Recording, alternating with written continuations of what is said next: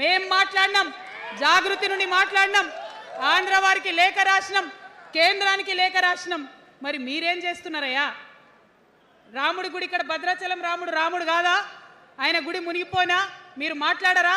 నేను సవాల్ చేస్తా ఉన్నా భారతీయ జనతా పార్టీ ఎంపీలకు, ఖచ్చితంగా మీరు 5 గ్రామాలను తెలంగాణకు తీసుకురావాలి. ఇక బీఆర్ఎస్ పార్టీ ఉంది, ఇంకో పార్టీ. ఏముంది ఆ పార్టీలో? మొట్టమొదటి ప్రభుత్వం వచ్చింది, తొట్టతల్లి ముఖ్యమంత్రి గారు అయినరు.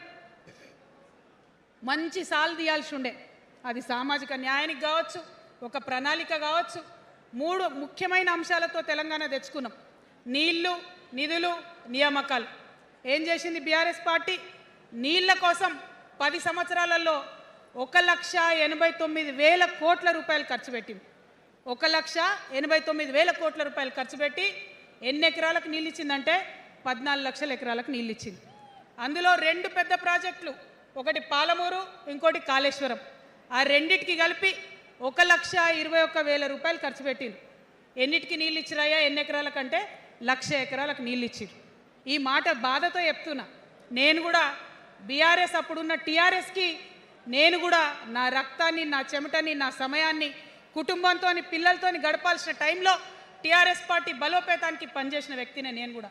ఆనాటి కేసీఆర్ వేరు, ఇప్పటి కేసీఆర్ వేరు.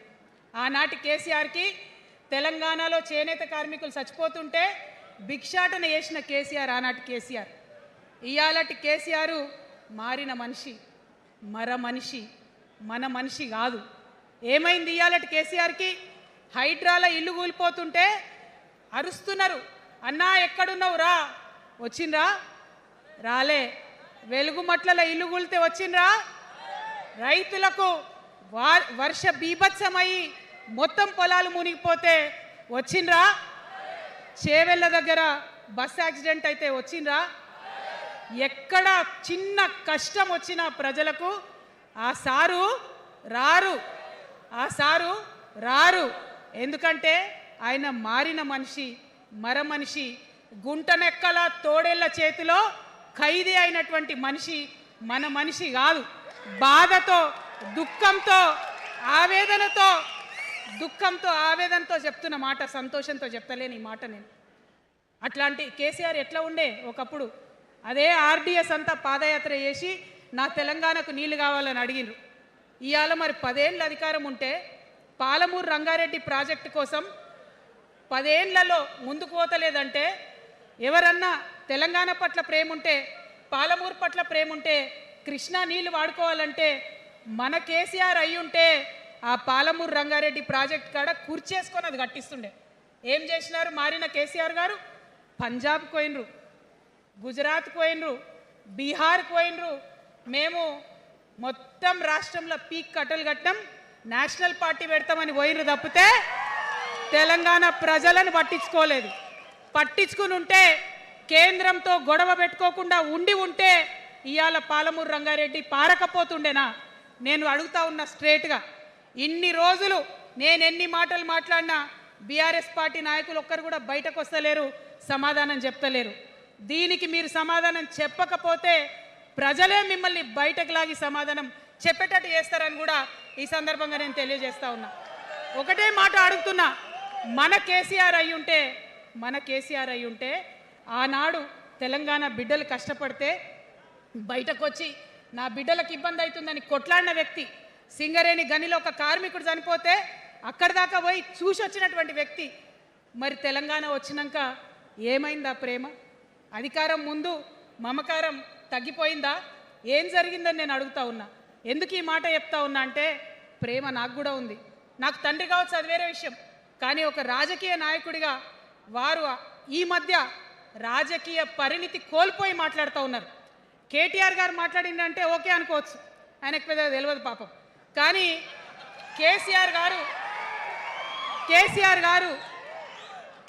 గారు అనే మాట ఏంటంటే, ప్రజలు తప్పు చేసిండ్రు. ఓకే, ఒక సెకండ్ నేను ఒప్పుకొని దాన్ని, ఒక సెకండ్ అనుకుందాం.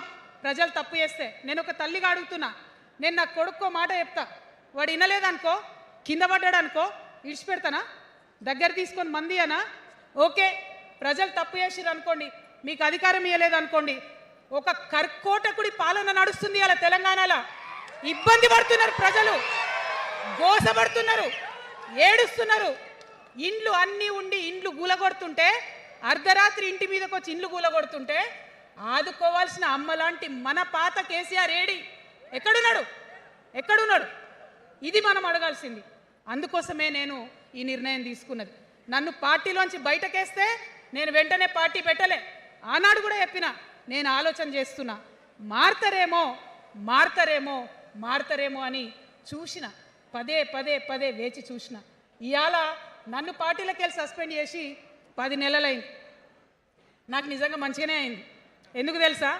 ఆనాడు ఉద్యమకారులను ఇబ్బంది పెడుతుంటే నేను ఇంకా గట్టిగా మాట్లాడాల్సింది, మాట్లాడలేదు.